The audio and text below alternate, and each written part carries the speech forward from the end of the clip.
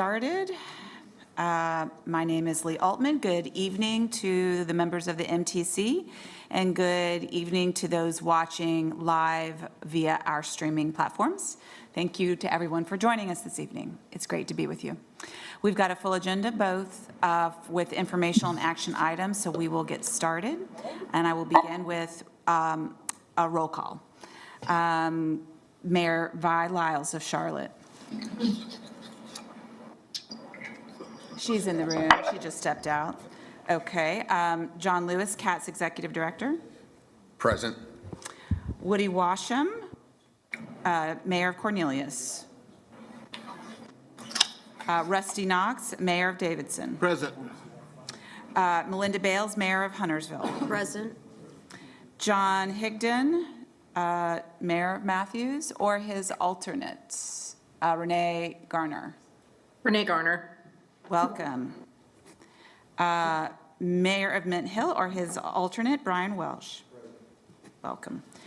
Mayor of the Town of Pineville, Jack Edwards. Present. Welcome.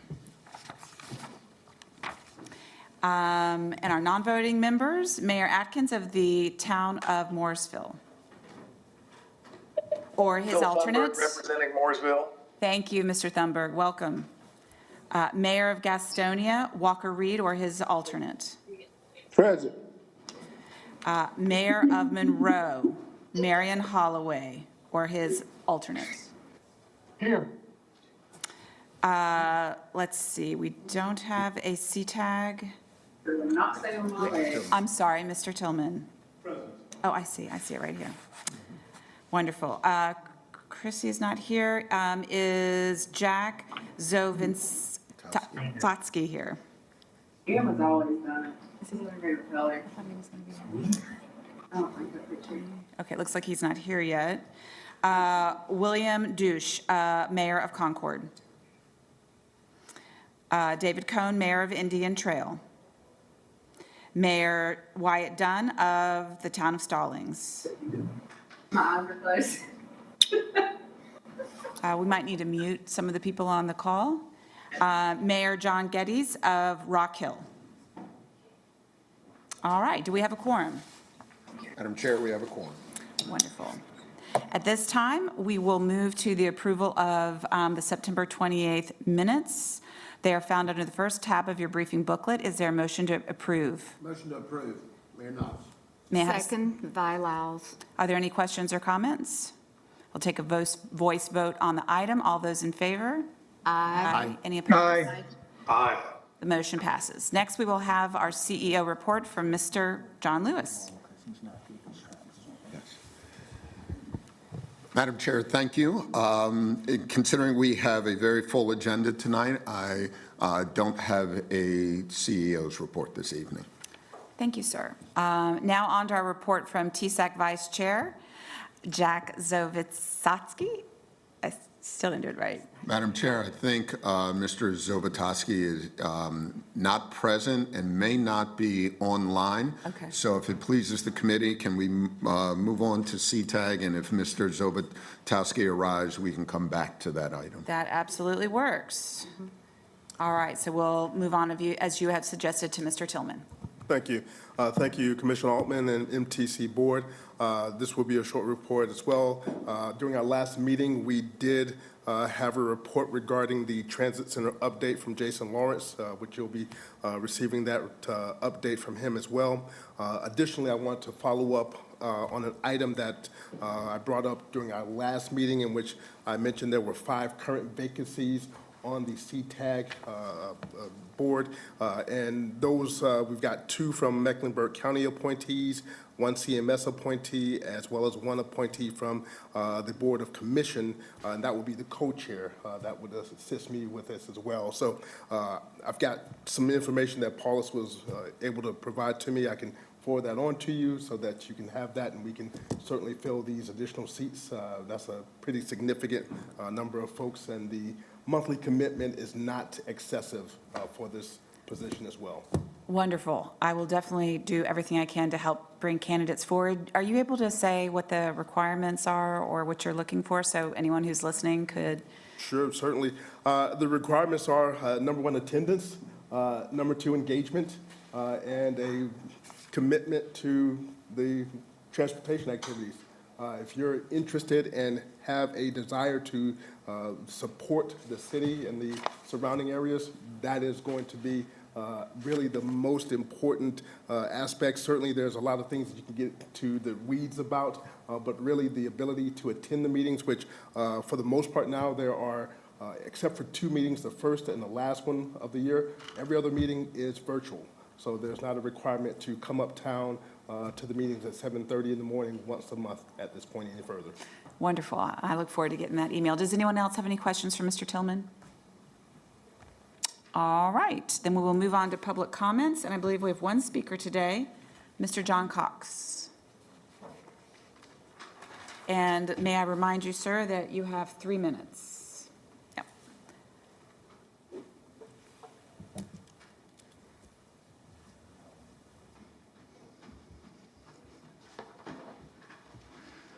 Madam Chair, members of the Commission, good evening, and thank you for giving me the opportunity to speak.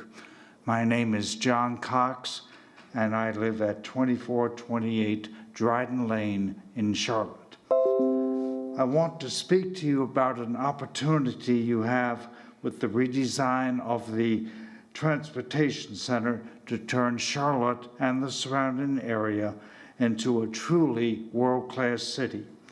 Fast forward with me to the year 2028, when the new Transportation Center is open.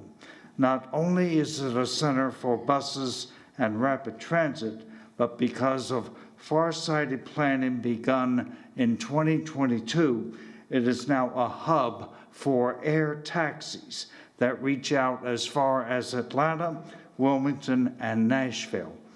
These are not the usual helicopters that we all know about, but these are battery-powered vertical takeoff and land vehicles that until a few years ago no one would have dreamed about.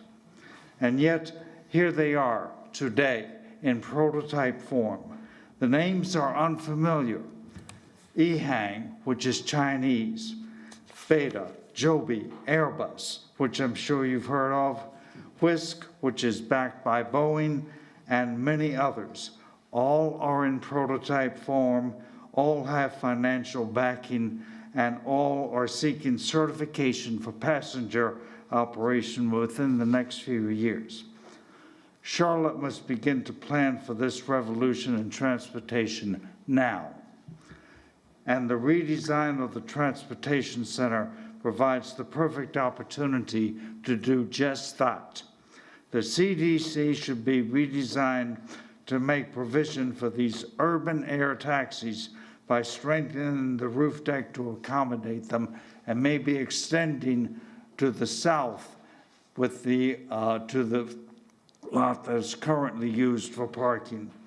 Spaces should be provided inside the building for ticketing, TSA, waiting areas, and air traffic control.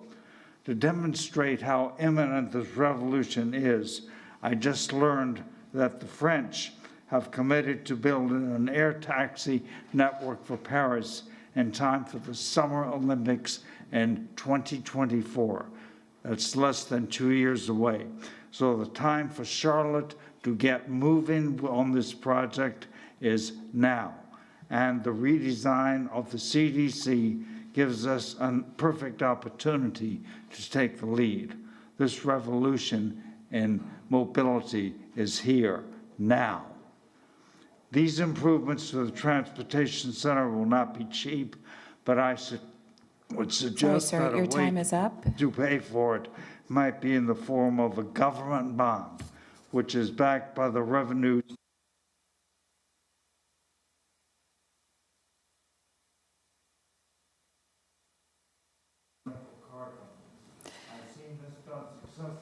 Thank you, Mr. Cox. Your time is up. You're welcome to submit the remainder of your comments to Mr. Ford, and he can circulate it to the full board. And I appreciate you coming. time to read what I've passed out. It's all there. Thank you again for coming.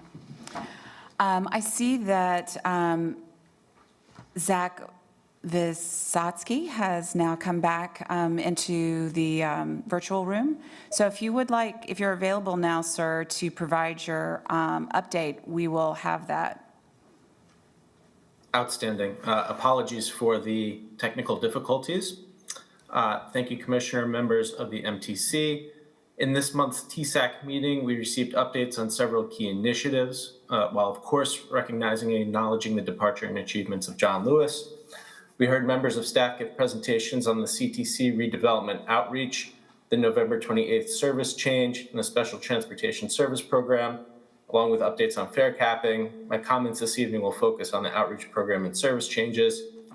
For CTC redevelopment outreach, there's been significant effort to reach customers and ask what mobility options they are currently using and amenities that would enhance their experience. While the information is still being compiled, early findings are that shelter, climate control, and digital schedules with real-time information are a priority, and that 70% of users prefer transferring in Uptown. TSAC would urge all decision-making leaders to spend a day using a transit system utilizing transfers. Public outreach will continue through October and will be ready to present to the full City Council on November 14th. TSAC also heard about the restoration of certain express routes, the 41X, 61X, and 88X. We discussed this in August, and CATS was unable to restore service due to challenges with operator capacity.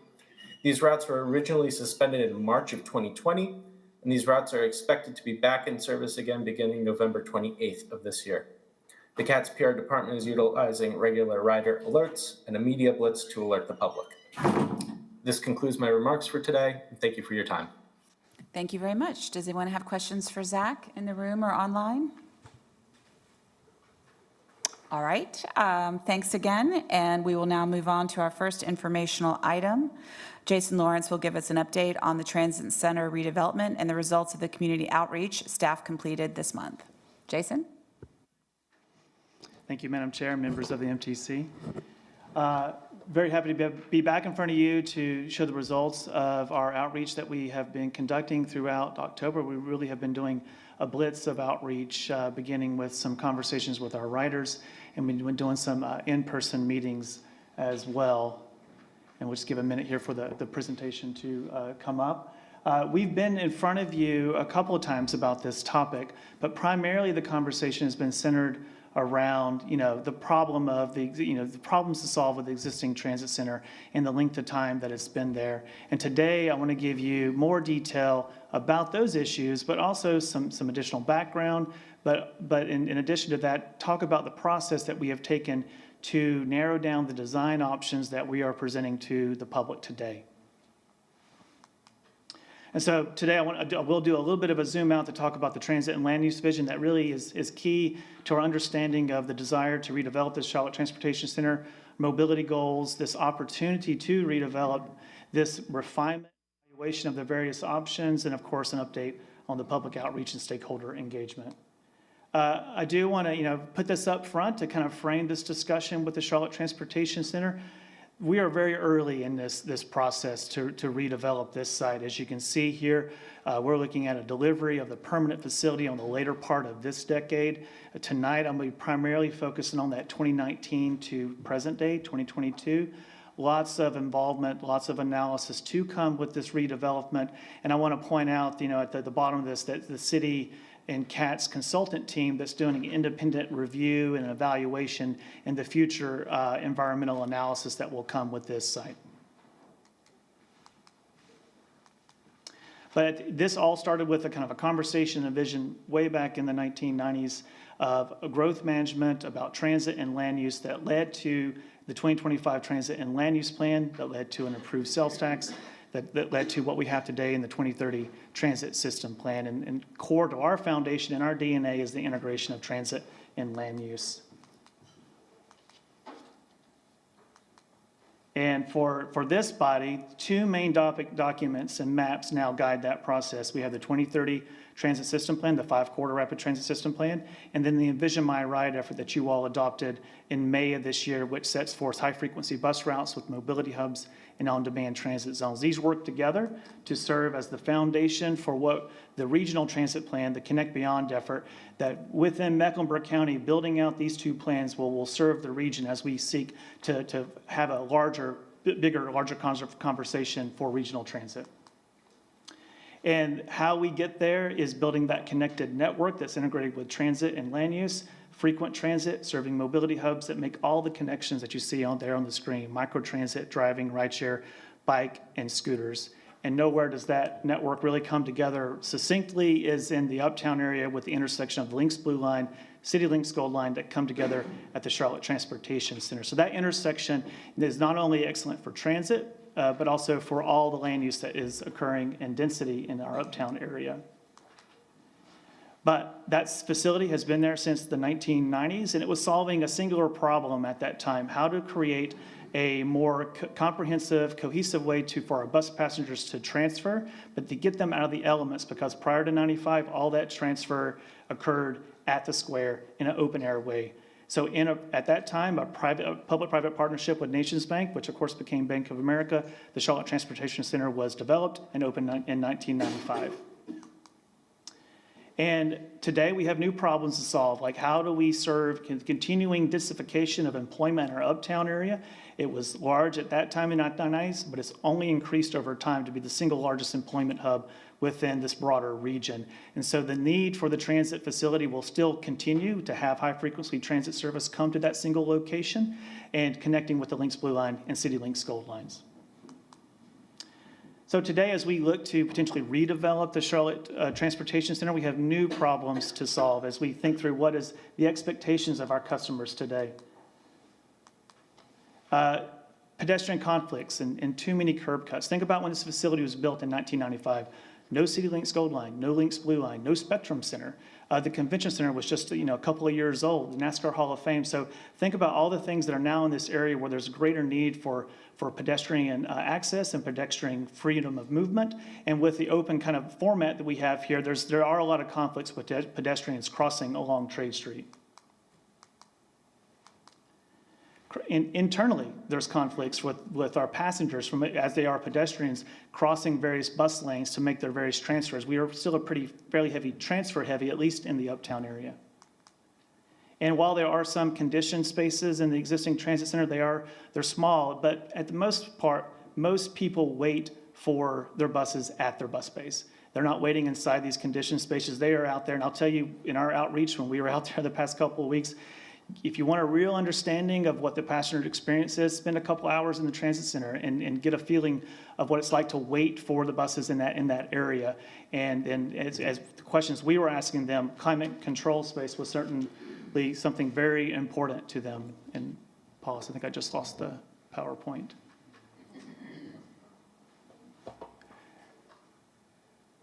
So many of the questions that we asked them out there are centered around the small unconditioned spaces, the need for better access. And my apologies, you all, this is difficult to advance. Maybe Paulus, maybe you can just advance the next slide for me, please.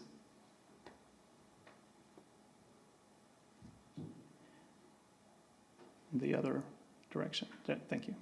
So while there are connections to the Lynx Blue Line, these were essentially a retrofit to the existing center. So with a redevelopment, we have a real opportunity to make this not only a bus terminal, but a true transit center that integrates all modes, the Lynx Blue Line, City Lynx Gold Line, and our bus activity. Next slide.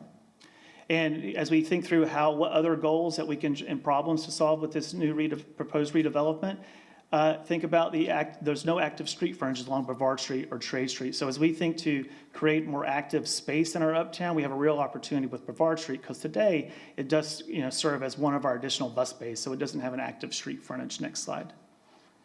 And mobility expectations have rapidly changed since the 1990s. Cell phones, integration of smart technology, ride-sharing services, scooter or bike-sharing services, the electrification of our fleet our own CATS Pass app. So as we seek to look at what we can do to incorporate these new mobility expectations, that's something we certainly need to think through in the upcoming design. Next slide. So the goals, next slide, for in a redevelopment center is we must have continuity service in a temporary facility, elevating the transit rider experience, safety and security. We heard that a lot from our customers as we were out there in the past few weeks. Convenient connections, sustainability design. As we electrify our fleet, could this be a hub of electrification for our fleet? And going for LEED and a vision certification. And ultimately going back to our kind of foundational document, the 2025 Transit and Land Use Plan, how do we integrate this within a mixed-use facility? Next slide. So with that, we had a unique opportunity in 2019, going back to that continuity in a temporary site was something that always held us back. And so we were approached with with an unsolicited proposal to redevelop the transit center. We issued an RFP, and through that process, competitive process, we selected White Point Partners and DART Interest to redevelop that site to begin those conversations. Next slide. And key to their proposal was they control the land across the street from 4th from the transit center, and that enables us to have that continuity in service and having a temporary transit center while the transit center is being redeveloped. Next slide. So once we had the development team on hand, we began a conversation around the feasibility of various design options about reinforcing our network, focusing on efficient, cost-effective solutions, how to maximize the real estate and development opportunities, but building upon our existing transit objectives like the Lynx Blue Line, Gold Line, and Vision My Ride. Next slide. We looked at many options across that initial analysis, some that used the CTC block, some that crossed over to the adjacent block, and some that were completely not on the block at all. Next slide. And through analysis of the connectivity of routes, next slide, and the operational analysis looking at turning movements, layover time, operator swap out, next slide, and looking at how the rerouting of routes would impact the surrounding streets, next slide. We landed with 3 distinct options to advance an additional evaluation. One, essentially at street level, similar to what we have today, what we're calling a terrace option, which would be at the light rail level, but across 4th Street over to the block across 4th Street. And then one we called the concourse option, which just below street level. And each option is assumed to be integrated within a mixed-use development. Next slide.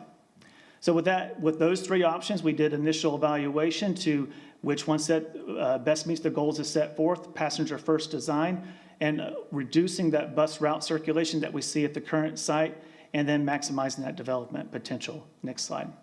So with that initial evaluation, obviously the street level is more accessible from the street. It does reduce the number of existing driveways, but we still have significant driveway access off of Trade Street. But it still doesn't solve that problem of the pedestrian conflicts within the center. So and it limits some of that activation along Trade Street. So we recommended at this early phase that we would eliminate it for those conflicts with pedestrian and also the lack of street activation on Trade Street. Next slide. For the terrace option, central bus terminal, we could create some climate control space, fully secure, easier access to the light rail. But the big con with this option was that it crossed over to the block across 4th Street and would really limit our ability to have a temporary transit center. Much of that would have to occur at the corner of Bavard, 4th, and Trade.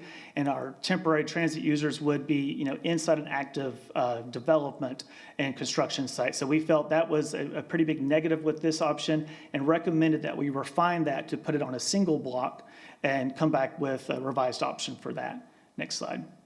Concourse option, out of the 3, the easiest to secure.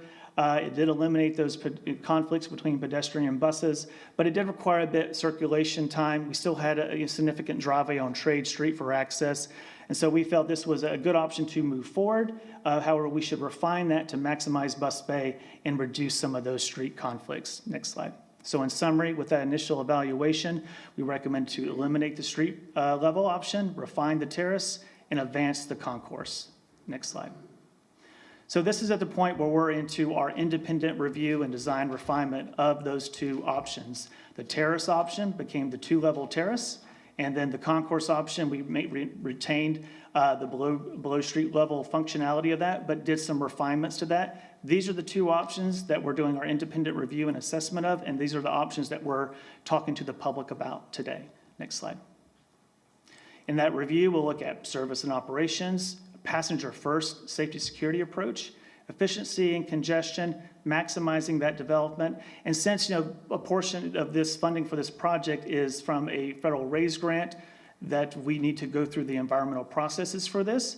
And so this evaluation will lead to a recommendation of a locally preferred alternative to be used in the upcoming detailed National Environmental Policy Act study. Next slide. So I'm going to go through some of the details of each of these options. The 2-level terrace will still have a street-level terrace, 6 bays at the street level from 4th Street and Trade Street. Pedestrian access indicated there by the yellow arrow. The red arrows indicate the bus movements as they go up 4th Street and enter through the facility, circulate, and go back out. Next slide. The light rail level, we would have bus bays at the light rail level, so above street. We'd have a ramp from 3rd Street to 4th Street across the block, across 4th Street from the Charlotte Transportation Center. 8 bays on that level. And it would be important to note here that, yes, good connection to light rail, at least for one level, but if you're on the street level, you'll still have to go up a level to connect to the light rail, but you also will have to go up 2 different levels, potentially transfer between your 2 buses. Next slide. And just a kind of a rendering here to give you like a sense of scale of what we're talking about here. You can see the transit terrace option where there's a street level option, and then the Great Hall that's on the screen is that light rail level. And as indicated by the drawing, this would have more natural light going into this facility. However, it would be more open and have less climate controlled space, but would still be able to integrate within a mixed use development. So just want to point out that yes, there'll be more natural light, but there still would be a building incorporated on top of the facility. Next slide. So as we boil this down, really it comes down to trade-offs between the 2 options. Transfer between bus routes would be more challenging on this route since you have 2 different levels. Higher amount of natural lighting, but less climate-controlled space. And I want to be, we put safety and security here, but we don't feel that's a complete trade-off, but one does better than the other at a certain level. Each facility, whatever is selected, will be safe and secure. That's a clear indication that we've heard from our public. Efficiency would have somewhat complicated bus routing with 2 different entrances, 3rd and 4th, integrated with mixed-use development, but be somewhat less efficient. And based upon a high-level environmental screening, low potential for human and natural resource impacts. Next slide. So for the concourse option, when I say street level, this is where the access would be to the facility. The bus bays would be just below street. The main access would be off of 4th Street and a connecting road between 4th and 3rd at the same level of 4th and 3rd, so no ramping. Buses would enter into a 2-way entrance off of 4th Street, going down into the facility, and then back up through a scissor ramp formation. There would also be an exit out onto Trade Street, which is indicated by the arrow on the right-hand side of the screen. And pedestrian access would be from 4th and from Trade down a set of stairs to the facility. Next slide. At the concourse level, that original image was more of a kind of a square design. We got to more of an oval to maximize the bus bay to get us to 14 bays. Both options have 14 bus bays. All activity would be on one level, as well as our ticketing and our operator restrooms and other things that we still would need in a new transit facility. Next slide. And just in a kind of similar view from Trade Street, where it says concourse there, big open area with glass going down to the facility. And next slide. So as we look at the trade-offs comparing to the 2-level option, it's a simple transfer between bus routes. It's all on one level. Consolidated climate-controlled space, we'd be able to create more climate-controlled space. We do believe that a single platform would be more secure, and it would reduce those pedestrian conflicts, be able to only have to watch one platform, be easier to work with the entrances. A more efficient bus routing with the one entrance off of 4th. It does maximize better the integration with mixed-use development, and similar, no impact like it was with the other option with high-level environmental screening. And then through the design process, we recognize that careful attention would have to be put to air quality, given the nature of this site and this facility. But we do feel that would be mitigated through the electrification of our bus fleet, as well as ensuring that as much as possible natural light can enter the site from Trade and 4th Street. Next slide. So key differences between the two options, natural light, bus operational flexibility, secured climate controlled space, and what we've been asking the public is around this passenger experience question. Next slide. And as you can see here on the list, we've been doing extensive outreach throughout the month of October, from pop-ups at the Charlotte Transportation Center, virtual public meetings, in-person meetings. We got another in-person meeting tomorrow night. I was with Sustain Charlotte's Charlotte Regional Transportation Coalition last night, and of course, we're in front of you all tonight. Next slide. So by the numbers, we've engaged over 400 bus riders at CTC bus pop-ups, 410 views of our public meetings. We had low attendance for our first in-person. We're holding another tomorrow night to hope to increase that number. And we had just under 320 completed surveys. Next slide. Passenger experience. These are the questions we're asking in that early October outreach. What mobility options? Ranking the amenities. How important is it to have climate-controlled space? Next slide. And ranking those safety amenities. What is most important out of those options there? Is there something else that we've missed? How important is it to have easy transfers? And how convenient is that transfer?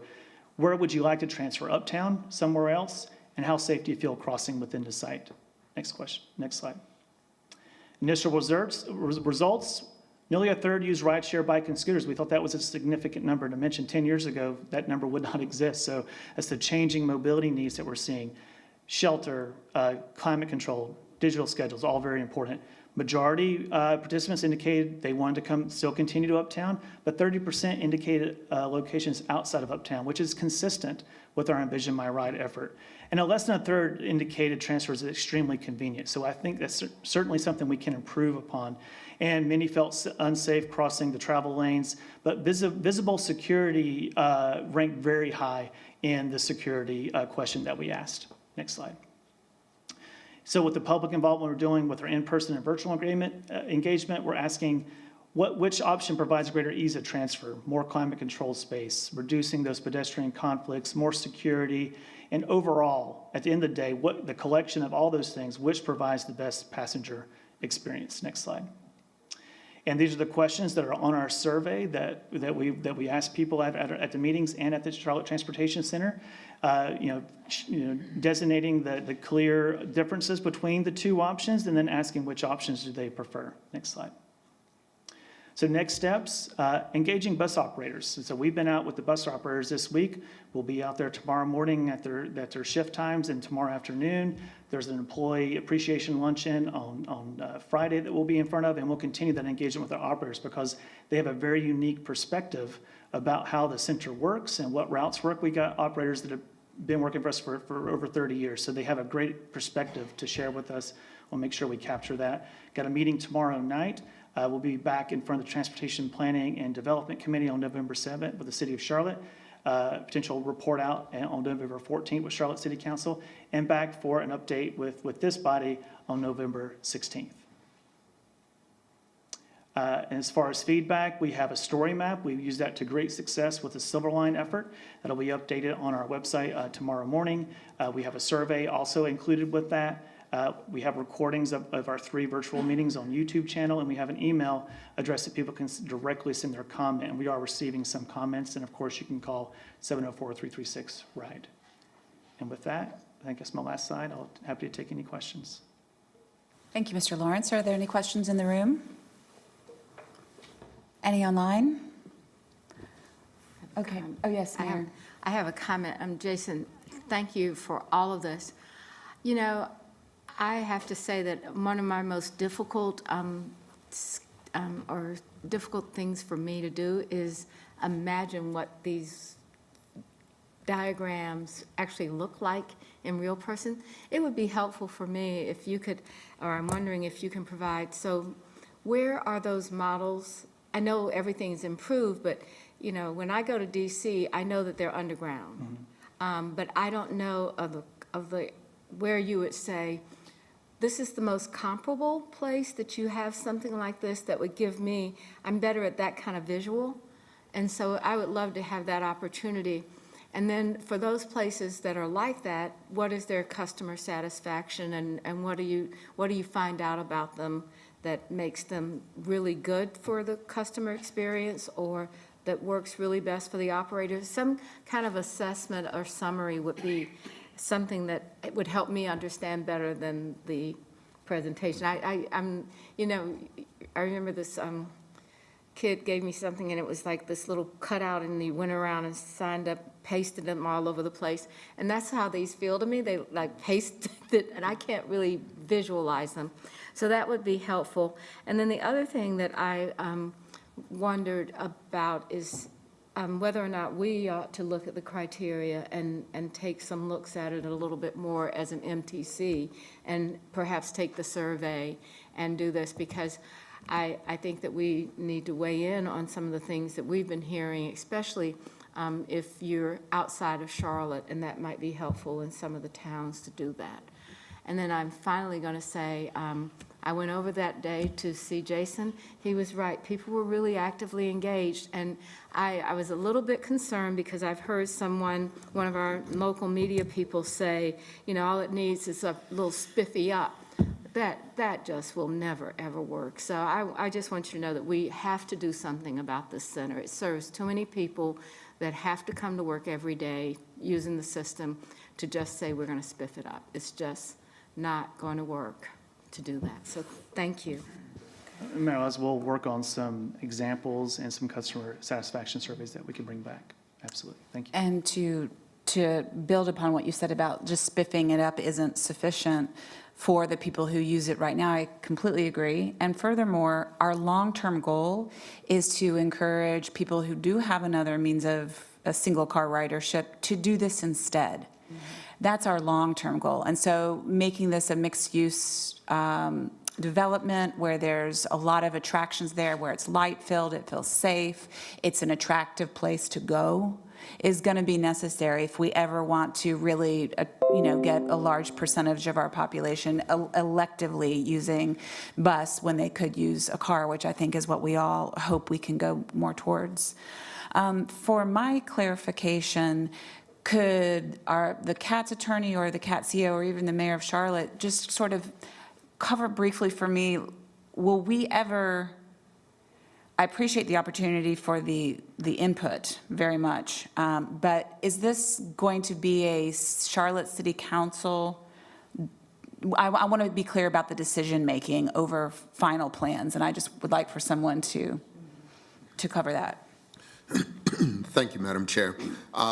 This is a very interesting project. Typically, we bring before the MTC transit-only projects.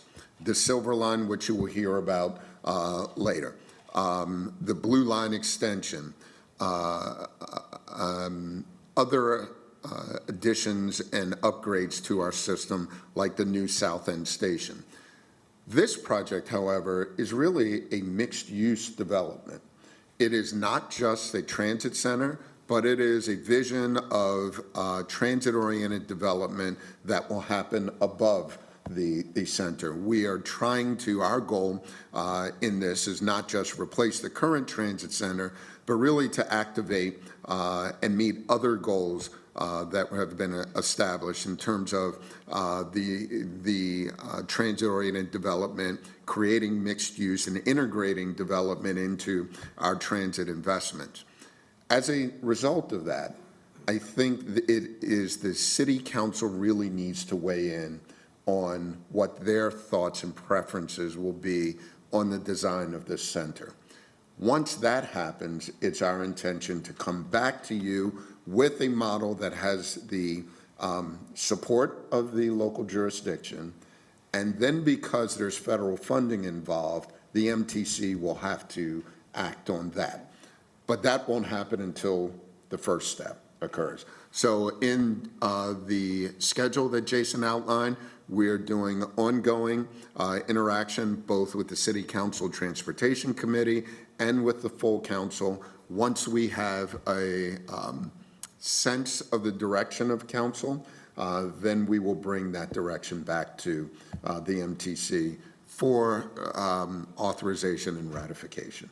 Thank you for that. Well, I appreciate the presentation and seeking our input, and maybe if you can send us the link so we can, push it out through all the towns and throughout the county to try to get more input that's more geographically diverse, that would be great. If there's nothing further, we will now move on to our Mr. next. Thunberg might have a Yes, yes, question. yes. Thank you, Mr. Thunberg. Thank you. I just wanted to, it's kind of a technical issue, and Jason, you'll understand this. Using lithium ion batteries or whatever the technology is going to be in the future is going to require some forethought with regards to the possibility of battery fires and chemical fumes and things of that nature. And I encourage you to build that into the foundation of your considerations in that design. Okay, great. Mr. Thunberg, I think that is a good point that you bring up, and that will be one of, even though electric bus technology, those kind of catastrophic events are few and far between, that is certainly something that we will have to prepare for from a design standpoint, from a ventilation standpoint, et cetera. And we have some experience with that in transit facilities as over the last couple of decades in terms of the requirements for that kind of ventilation and safety in regard to compressed natural gas vehicles. And so we will make sure as we move into design that we utilize those best practices and experience worldwide with electric bus and how we design this center. Yeah, and I appreciate that. And we're in other boards that I serve on, we're trying to address preparation of first responders to the potential for lithium fires. Although it's low, it happens. And it's a different animal and has to be treated differently. And so, and I know you're sensitive to that. I just wanted to remind Jason that ought to be a foundational item. So, thank you, Mr. Lewis. Thank you for that comment. Next, we will have an update from Andy Mock on the Silver Line Alignment Study. Thank you, Madam Chair. Thank you, MTC.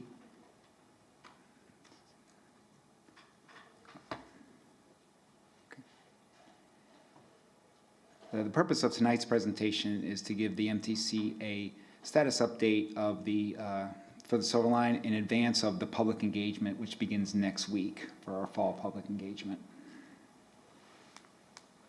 Oops. Did I jump the gun?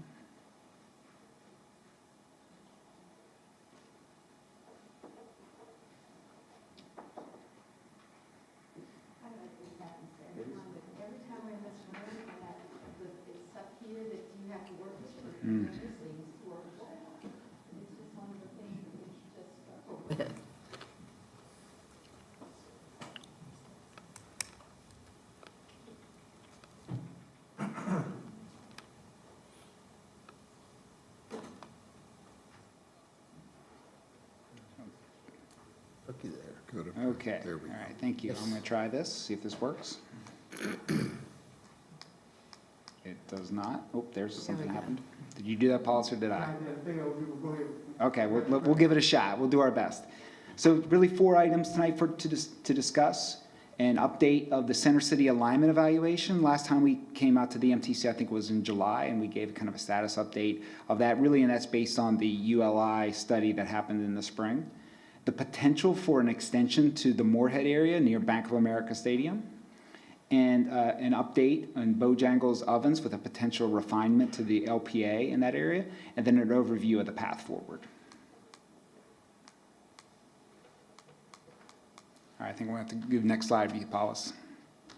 Thank you so much. So just a reminder that the Link Silver Line is really an integral part of the 2030 system plan. It really touches and connects both the blue line, the gold line, and the red line in Charlotte Gateway Station. So it's a critical component to the future implementation of the overall system plan. Next slide. And as a reminder for the scope of the linked Silver Line, this shows the overview of the programmatic elements of the Silver Line. So as a program, it goes from Belmont and Gaston County along Wilkinson Boulevard, then through and around Center City, stops at Charlotte Gateway Station and the 11th Street at the Blue Line, then out Independence Boulevard, transitioning to Monroe Road near Village Lake, into the town of Matthews, ultimately into Stallings and Indian Trail. However, we do have an adopted implementation plan for this overall programmatic alignment, which really seeks to deliver Phase A, or the first phase of the project, to the southeast. That would be from Charlotte Gateway Station to CPCC Levine in the town of Matthews. And the Phase B would be to the west, from Charlotte Gateway Station to the I-45. Those areas that we show in gray are other areas that require regional agreement and concurrence with other municipalities. However, we are having discussions with Gaston County about potentially advancing some design elements into that aspect of the project. Next slide. So the preliminary needs of the project, really, when we are evaluating any of these alignments, we really use the purpose and needs statement that was agreed to with our stakeholders and our partners in the public to evaluate each one of these alignments. And that's how we use the benefits and risk framework, which we'll talk about a little bit later. So really the needs of the project, or the why we think this is a good project, why we think we should deliver this project, is really to serve the continued population and employment growth in the region. And to serve, and also to provide an alternative to the congested roadway and network, which reduces transit reliability, or bus network. Address equity concerns, and to address also inadequate connectivity and access to opportunities. Next slide.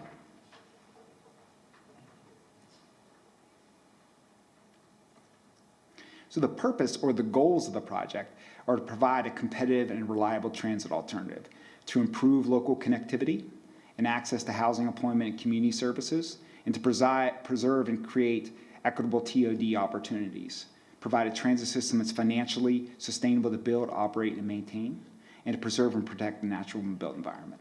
Next slide. So just a real quick overview of the overall timeline. We're at the very beginning of the what we call pre-project development. That's the period of time before you enter into the federal pipeline. And so this is the period of time we're doing a lot of those kind of early design work, and cycle back into planning a little bit sometimes when stakeholder comments come up, and also some early environmental assessment that we'll be working through this process. All that will lead into a federal process and ultimately into project development, engineering, construction, and operations. Next slide. And do you mind if I ask a question on the slide before?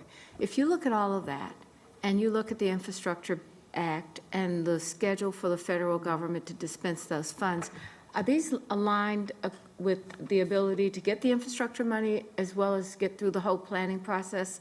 This seems to me, it says approximately 1 to 3 years, 5, I don't know what the 5 years, but, how does that work?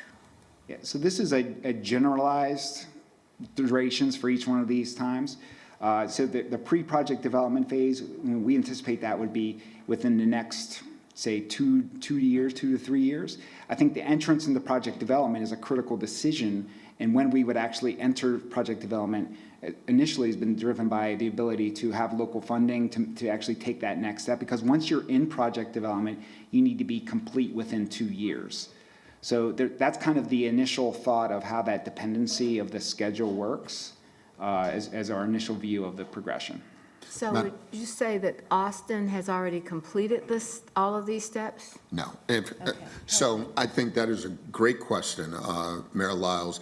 And if you remember, the reason why we wanted to push the Silver Line project forward, even before there was a change in administration and a change in the goals, strategic goals at the federal level, was we knew that there were other systems who were embarking on these kind of studies.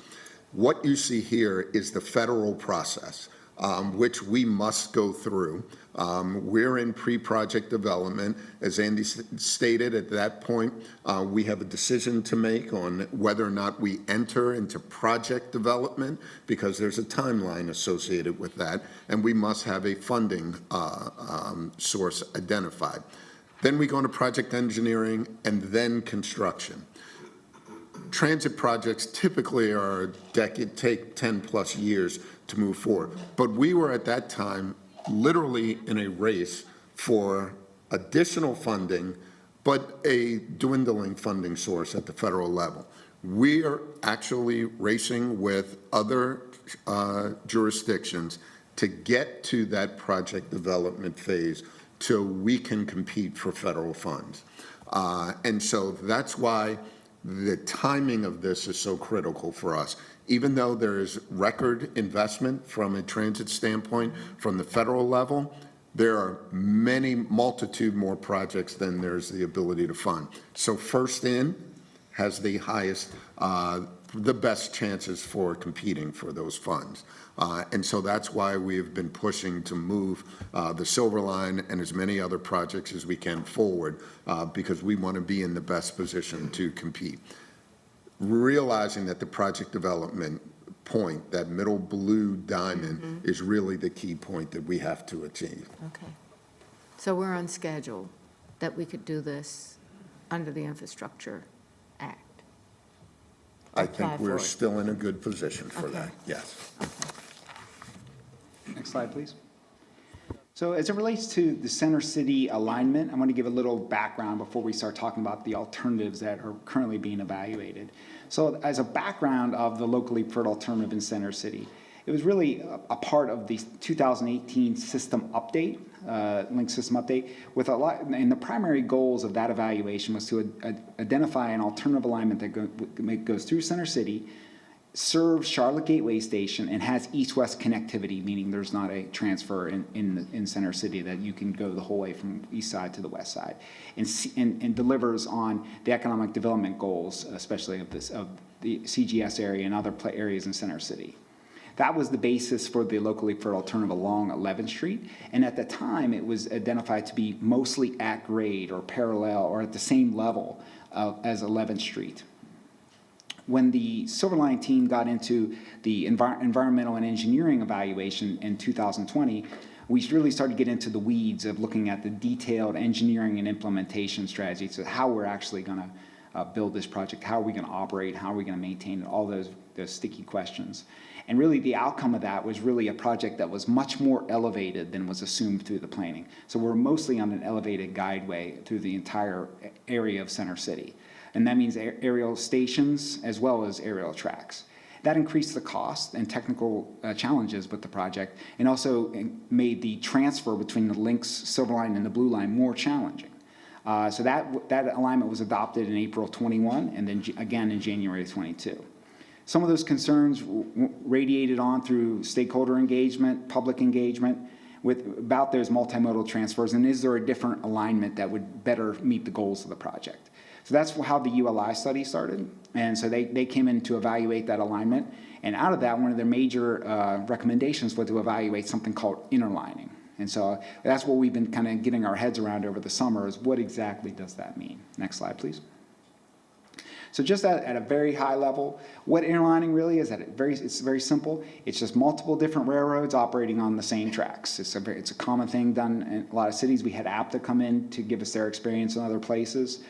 So we felt pretty good about our understanding of it. This just shows where the Silver Line could merge into the Blue Line near 12th Street. This is one option that we're evaluating. So this is just kind of an information, what exactly is interline, so we have a common understanding. Next slide. So really, this shows the three alternatives that are being evaluated as part of the current work, and also being put out for public input next week. Of course, the first alternative is the locally preferred alternative. That's the 11th Street alternative. That's the purple line on the kind of the top and right side of the map. Option 2 is the shared Blue Line. That would come in off Independence Boulevard and merge into the Blue Line near 12th Street. And then that would go through and stop at all the stations in Center City, all the Blue Line stations, and then terminate at Carson Boulevard. So it would actually go into South End, which is pretty interesting. And then another alternative that we're evaluating is what we're calling shared Gold Line. And that would then merge into the Gold Line near Charlottetown, and then go along Trade Street the whole way over to Charlotte Gateway Station. With that red kind of checkbox shows a potential alternative extension into into the Moorhead area. So that's another kind of component of this evaluation. Next slide. So just to give a brief overview of each one of the alternatives and then our findings of the initial thoughts of it. So again, from the locally preferred alternative, it's a light rail line that would come along Independence Boulevard, merging along in the northern side of the Brookshire Freeway, following then NS into Charlotte Gateway Station. It would be all elevated between Central Avenue and Charlotte Gateway Station. It would cross over the Blue Line with passenger transfer to the Blue Line station in 9th Street. That would be there'd be a vertical difference of going down one level, and also a horizontal difference of making about one block over to that station. That's caused some of those concerns. Currently, it would terminate at Charlotte Gateway Station, but if we decided that we wanted to take it to Moorhead, that's possible with this alternative, but would require a lengthy bridge to get over the railroad from one side to the other. So it's fairly complex extension, but it is the LPA, and it's would be the scope of the Phase B. So we intended to deliver it at some point. Next slide. This just shows some of the infrastructure we're talking about. This is the elevated guideway and elevated station near 11th Street. What you see in the foreground is the Lynx Blue Line and the non-revenue track connection between the Silver Line and the Blue Line. So very, very heavy infrastructure to deliver the LPA with this elevated alignment with that infrastructure. And then the 11th Street road in front of you. Next slide. The next alternative is Shared Blue Line, and this alternative would come in similar to the LPA along Independence Boulevard to the Brookshire, but then it would merge into the Blue Line and stop at all the stations. It would provide a really premium transfer, which is really convenient to be able to get off one station, the next train could be the Blue Line station. The easy transfers is really what this provides, and it would provide you a terminus in Carson, which would be in South End. So it's an interesting ridership dynamic. But one trade-off to be weighed is really the challenge of there's no continuous alignment that would allow you to go from the east to the west. So you'd have to transfer at CTC to make that connection to the west. So that we would propose in the Phase B, or the second phase of the project, which would be a completely separate project, would be an upgrade of and reconfiguration of the Gold Line along Trade Street to provide a connection between the CTC and CGS and on to the west. And so part of that upgrade would be a reconfiguration of Trade Street to have a dedicated guideway for the light rail, for the Phase B, as well as traffic, peds, and bikes that are necessary to be maintained along that route. But there would be no opportunity for the Moorhead extension here. That's a key distinction one here. So if Moorhead extension is a priority, this doesn't give you that until that Phase B. Next slide. This is just kind of a cartoony drawing to show the scope of the Lynx Blue Line, as you see here, the blue line, and then the purple line shows the kind of the area that would be interlined, and that goes from Carson the whole way over to 12th Street. Gives you an order of magnitude for what we're talking about. Where's the gateway sitting on that? Is it showing that elevation there? It is to the left. Sorry, this laser work. There we go. Yeah, it would be right over here. So the transfer would be, here's the CTC, so then you would then get off here and transfer over on the Gold Line over to CGS. Okay, next slide. So the third alternative that we're evaluating is something we're calling Shared Gold Line. And so this would be we would be coming on Independence Boulevard, transferring from Independence onto Charlottetown, and then merging onto Trade Street right near CPCC. And so it would share the tracks of the Gold Line. There would have to be a reconfiguration of the street to accommodate that, or put in a dedicated guideway, and there would have to be a reconfiguration of certain aspects of the Gold Line to accommodate, because we would be modifying stations. So the Phase A would terminate. We would get the whole way to Charlotte Gateway Station in Phase A. We know that was a concern with the Shared Blue Line. You didn't get to Charlotte Gateway Station in Phase A. This would allow you to get to Charlotte Gateway Station and CTC in Phase A, as well as service to CPCC. And then the Phase B would then pick up from Charlotte Gateway Station onto the west. It would provide a relatively simple connection to Moorhead, because we would be going underneath the existing railroad, so it's not a big complex bridge to get over the railroad. It's just following the road it's very similar to the way the Gold Line does. One challenge is that you do have to have a connection to the maintenance facility, so we have to connect to the Blue Line. Those connections are a little more challenging than some of the other alternatives, so that we would have to have a more robust maintenance facility on the southeast. Next slide. Just to help folks envision what we're talking about here, there's a couple different scenarios. This is a pretty common urban design treatment. So you have a tighter guideway, not as kind of big as the Blue Line extension out on Tryon Street, a tighter guideway in Center City. They have this in Minneapolis, Salt Lake, Houston, other places within a road or ped bike treatments on the outside. That's kind of what we're talking about. And it shows you this visualization we have over here at Charlotte Gateway Station. So this is the main block of Charlotte Gateway Station. This would be the reconfigured Silver Line platform at CGS with a potential vertical circulation up to the rail trail and the Amtrak station at this point, and also a pedestrian connection over to the main block at Cross Street at this location. So we would have stations, but reconfigured stations at CTC, CPCC, CGS, McDowell, and then and also at Trade and Tryon. Next slide. So as we were talking earlier a little bit about purpose and need and how that trickles down into decision making, really what that trickles down into is the benefits and risk framework. This is how we've made all of our recommendations over the last 2.5 years or so, and it's really based on trying to maximize the benefits of transit and minimize the risks of implementing a project. So we want to maximize the benefits of travel time, local connectivity, and development opportunities. And we all minimize the costs and the environmental concerns and the coordination or the challenges from working with very complex big projects. And this is tied back to the purpose and need. Next slide, please. So I'm going to go through these pretty quick, I think, of just the kind of our evaluation of those benefits and risks. And feel free to jump in if you have any questions. The first one to talk about is travel time from a transit perspective. The first option, and this for the locally preferred alternative, and this is a sample trip between the Conference Drive station, we just kind of picked a station with a nice park and ride on Independence, to the CTC. The first trip is the longest trip because it requires a transfer between the 11th Street station and 9th Street, and then to get to the light rail at CTC. So about a 34-minute trip. Both the Blue Line, shared Blue Line and shared Gold Line provide a much faster trip than that because there's a more direct access. It's just that the shared Gold Line is a little more direct, going right down Trade Street, while shared Blue Line kind of loops up around and jumps onto the Blue Line. But so option 2 and 3 provide a little better service to the CTC. Next slide. The other sample trip we did was to Charlotte Gateway Station. In this one, the locally preferred alternative kind of wins the day because it does provide a direct connection from the LPA directly into the heart of the CGS, about 27 minutes. Option 3 of the shared Gold Line is a little bit behind it because it's traveling along Center City. It's not going to be able to operate quite as quickly as the first LPA because the LPA is on a bridge, so it doesn't have a lot of cross streets to deal with, while the Gold Line will have cross streets to deal with on Trade Street.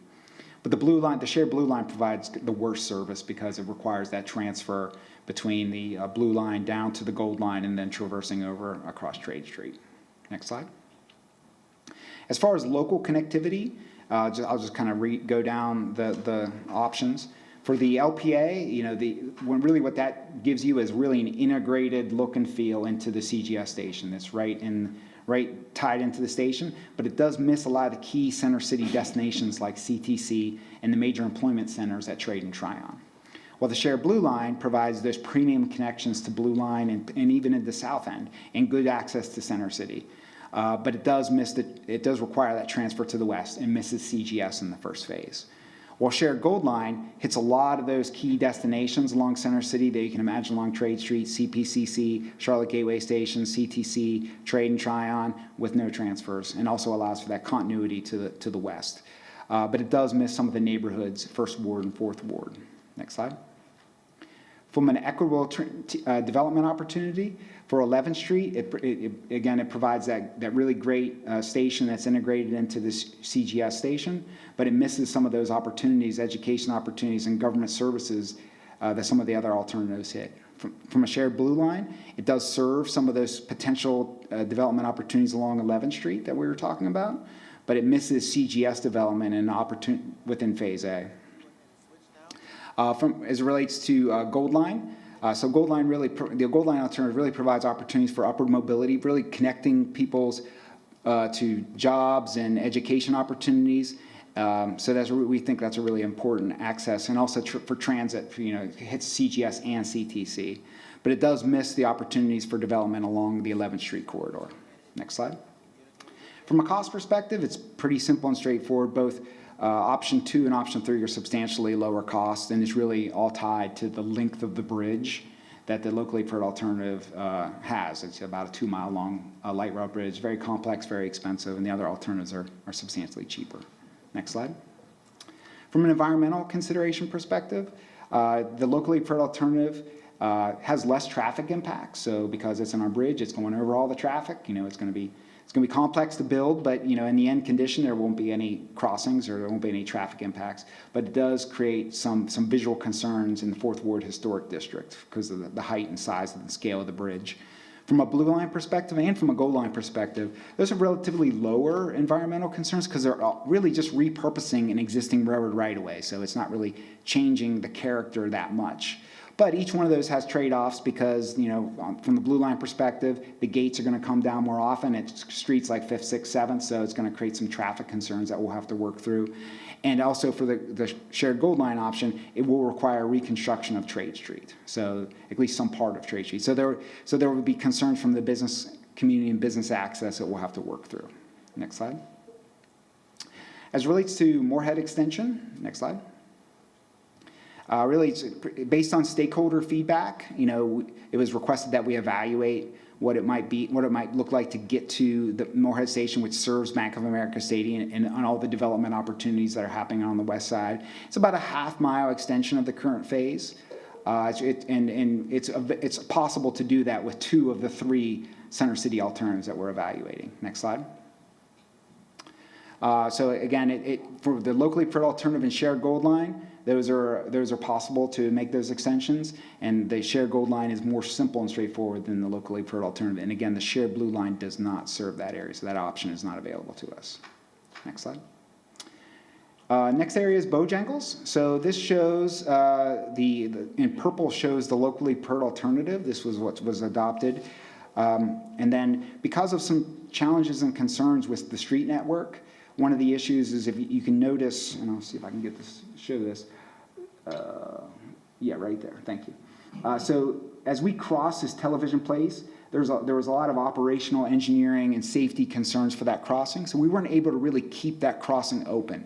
Because of that, those challenges, we initially proposed to close or segment off television place so that road would not go through. That created a whole host of concerns from an NCDOT perspective, from a local street network perspective, from a neighborhood perspective, from a development perspective.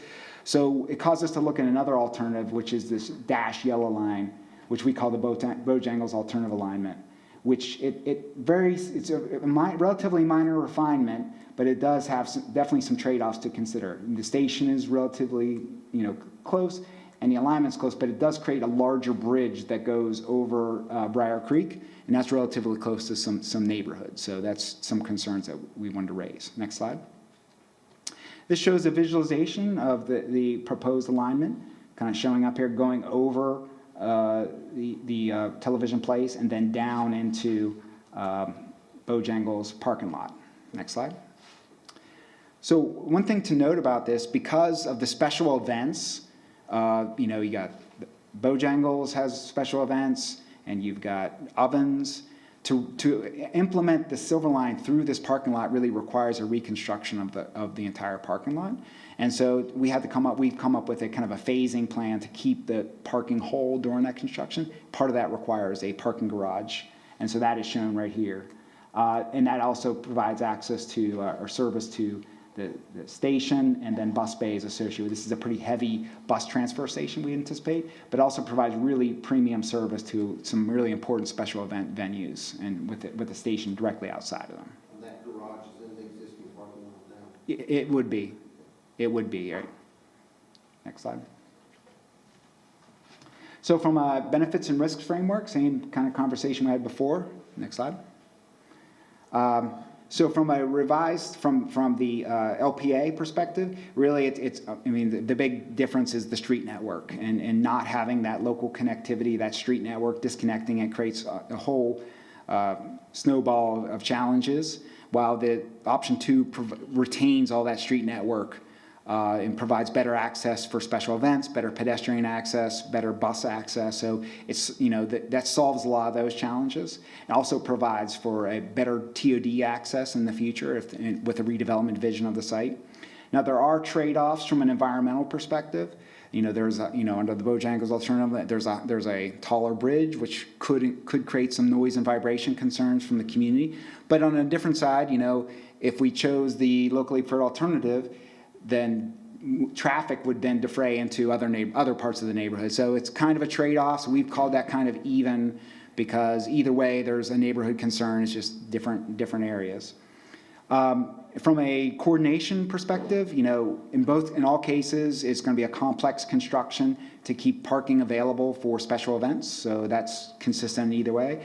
But, you know, the big difference, I think, again, is the fewer changes to the street network and not having to get into impacting NCDOT and city street facilities, which the Bojangles alternative alignment mitigates.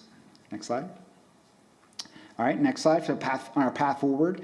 So we are scheduling our public meetings for next week. So we have our first one on Tuesday, November 1st at 5:30. This is a virtual meeting. On Wednesday, November 2nd, it will be at noon, so we'll be able to take some comments from folks who are working or not working.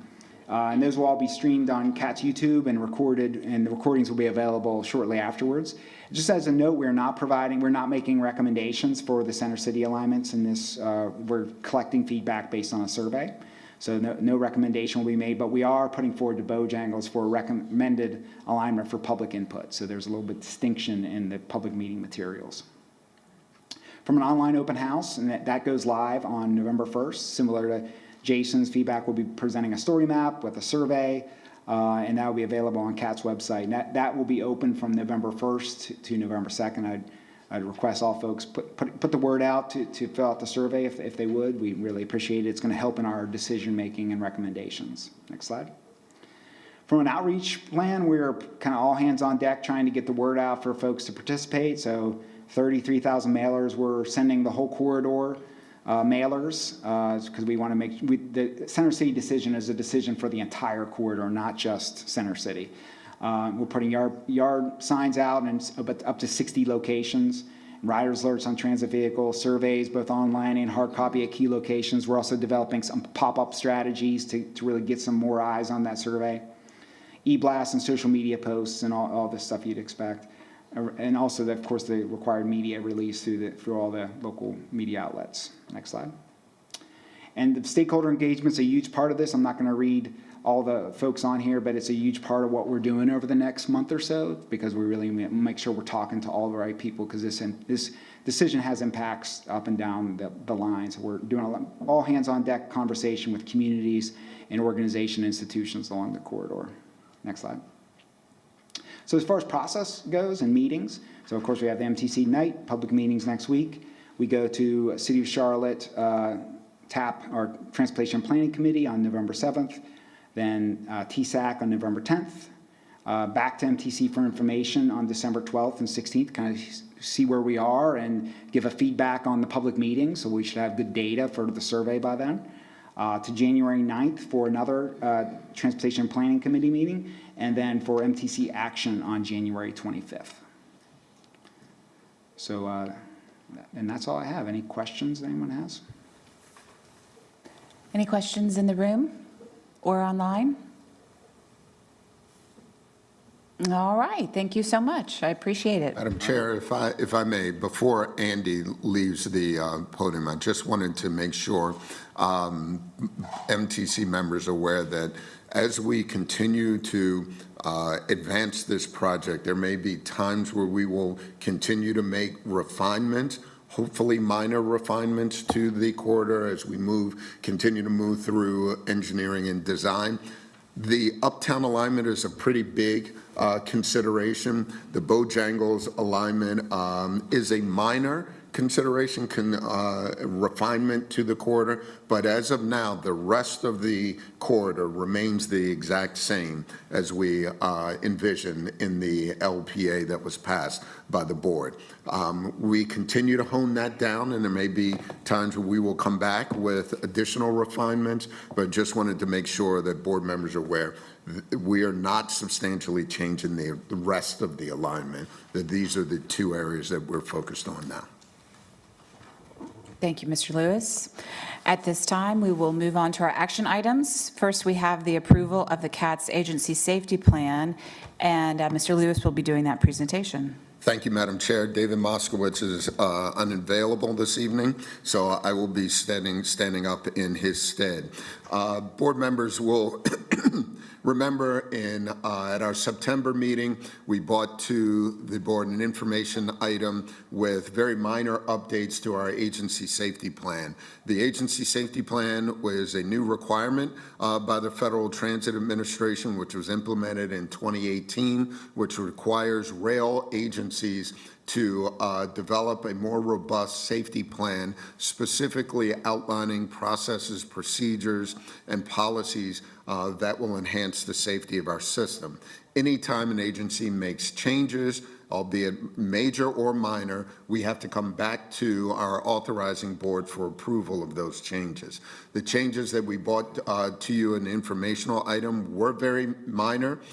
They were changes in titles, changes, updates to new titles, our chief operating officer, our chief safety officer, and so these were very minor in nature, but still require your approval this evening. So unless there are any questions, I would ask for your approval of our agency safety plan. You need a motion to approve? That's correct. I'd make that motion. May I have a second? Second. All those in favor say aye. Aye. Any opposed? Aye. And the motion passes. Thank you. We will now move on to our Connect Beyond Committee appointment, and I'll call Ms. Geraldine Gardner to the podium. Madam Chair, while Ms. Gardner is making her way to the podium, just want to give you a little bit of background on this. As board members are aware, CATS has been a partner with Central Liner Regional Council of Governments to create a regional mobility initiative, creating a long-term strategic transit plan. At the October 2021 MTC meeting, this board adopted the Connect Beyond staff recommendations. One of those recommendations requested ongoing MTC participation in the funding and partnership work group, which Ms. Gardner will discuss this evening. In your packet, there was a typo, a mistake that that outlined the appointment of one member. We are actually looking for appointment of 2 MTC board members. So that was a mistake in the packet, and I just wanted to make sure I highlighted that before Ms. Gardner began. Thank you. Thank you. Good evening, Madam Chairwoman and members of the committee. I am Geraldine Gardner. I'm the Executive Director of the Central Liner Regional Council, and I'm delighted to be here to provide a brief update on our ongoing efforts to implement the Connect Beyond Regional Mobility Plan, and also to invite all of you for our ongoing collaboration and partnership in this process. You all may remember during the Connect Beyond planning process, Central Liner and our partners at CATS convened a small group of project advisors and stakeholders to assess the current state of funding and partnerships in the region and develop an initial scan of partnership models from peer agencies across the country.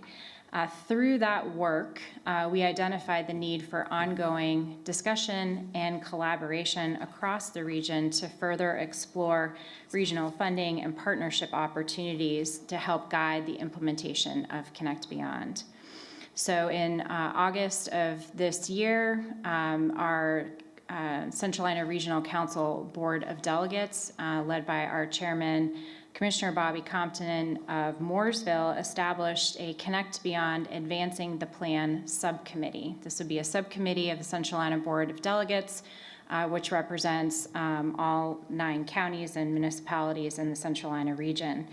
The purpose of the steering committee is to provide executive level leadership and decision-making on how we guide regional collaboration and implementing the Connect Beyond Regional Mobility Plan.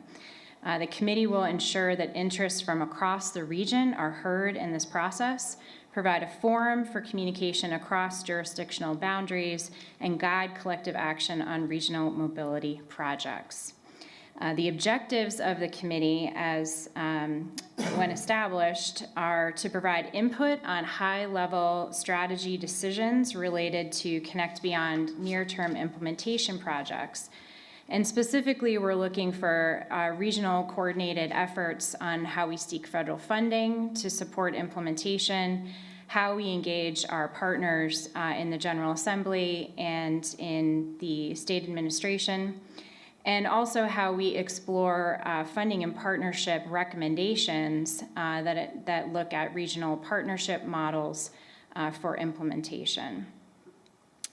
The committee will also ensure regional coordination and representation across major regional transportation projects, our ongoing collaboration with Beyond 77, for example, and various MPO and RPO plans and human services coordination planning at the county level. And last but not least, it's really important this committee helps to facilitate communication about Connect Beyond implementation broadly to our stakeholders and partners and citizens across this region. We do have a regional plan, we have a vision, we have an implementation strategy, and this committee will play a key role in helping to inform their representative bodies and stakeholders in their communities.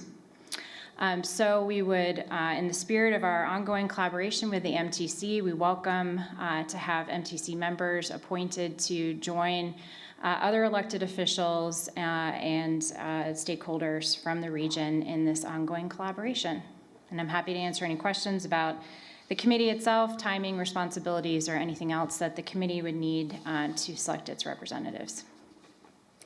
Thank you, Ms. Gardner. I really can't think of anything more important than a effort that is coordinated over the footprint of these counties to try to really get regional transportation a reality. So thank you for your leadership and your coordination and for coming here tonight.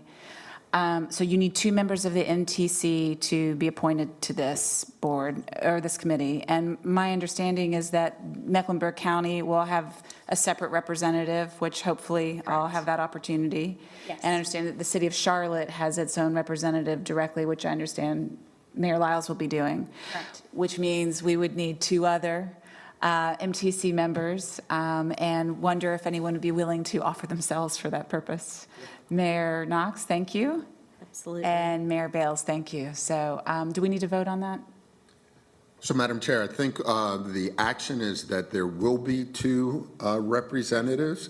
I think we could potentially take care of both items here, but the action is that we institute 2 members from 2 voting members of the MTC to participate.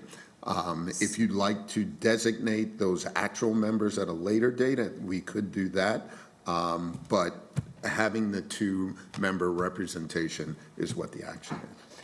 Well, I'm certainly open to any debate on the subject. I would lean in favor of moving forward since we have 2 wonderful people stepping forward. Is there any input anyone wants to make on that? Okay, then may I have a motion? So moved. And I second, I don't think, just to make sure, we'll second it? Yes. I will second. All those in favor? And again, this motion is to appoint 2 people from this committee and to appoint Mayor Knox and Mayor Bales. That's what this motion is. So a motion having made, a second been made. All those in favor say aye. Aye. Aye. Any opposed? And the motion passes. Thank you. I look forward to our continued partnership and working with both of you. And just since we have other regional partners on the call, I just wanted to clarify that there will be, of course, county representation from all 9 counties and municipal representation as well. Thank Very you. important. Thank you for that. Okay, last on our agenda tonight is our MTC holiday schedule, where we need to make a few tweaks potentially. Mr. Lewis. Thank you, Madam Chair. It is where we've reached that time of the year. We're in the holiday season. Typically, as you all know, our MTC meeting is set in the last Wednesday of each month. That coincides and conflicts with the Thanksgiving holiday. Typically, we move that meeting back 1 week. It has been practiced to try to not meet during the Christmas holiday, but with all of the issues that we have before us, I would ask for the board's consideration of having a December meeting, but also moving that back to the 3rd week of the month. So the action that we would ask you to take tonight is to amend the calendar to move the November meeting back to the 3rd Wednesday, and potentially to have a December meeting, but also move that to the 3rd Wednesday of the month. Is there does anyone want to weigh in on that? Any debate? I certainly think we need to make ourselves available to do the people's work. So if there's, yes, ma'am? Is there a Metro Mayor's meeting? I don't have it. I'd have that on the 15th, all day. I don't know why I have that, in Winston-Salem. On the 15th? Of December, December the 15th, is that the 3rd? This would be the 21st. It would be, I was going to the December meeting. it looks like, I don't have my. Mayor Lyles, it would be moving the December meeting from the 28th to the 21st. If I am, Yes. Okay. so does that work for you? That's fine with me.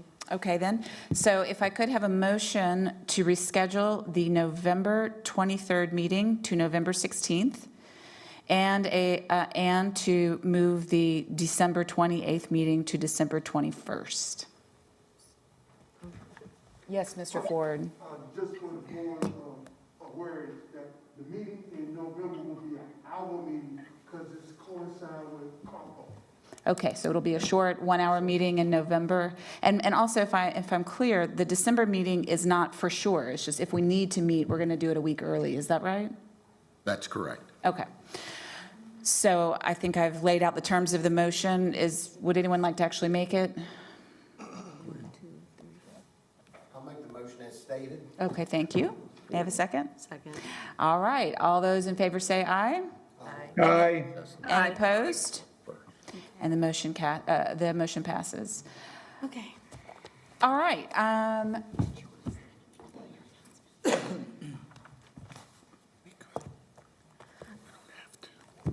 Okay, I think you probably should.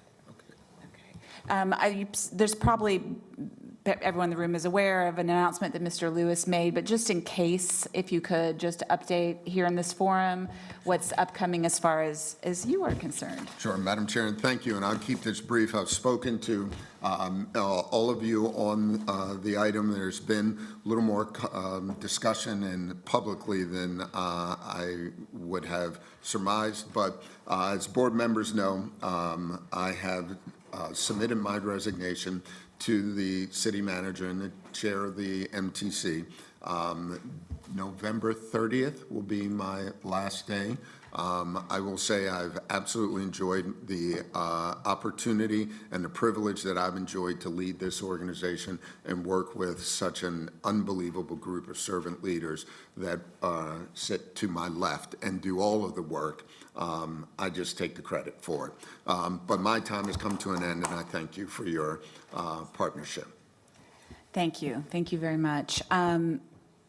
Thank you very much for your service, Mr. Lewis. And we'll talk more at our next meeting, but I did want to put that out there. There are no other items listed for consideration or discussion under Commissioner's business. Is there anything that members of the MTC may want to discuss now? All right, hearing none, this meeting is now adjourned. Thank you very much.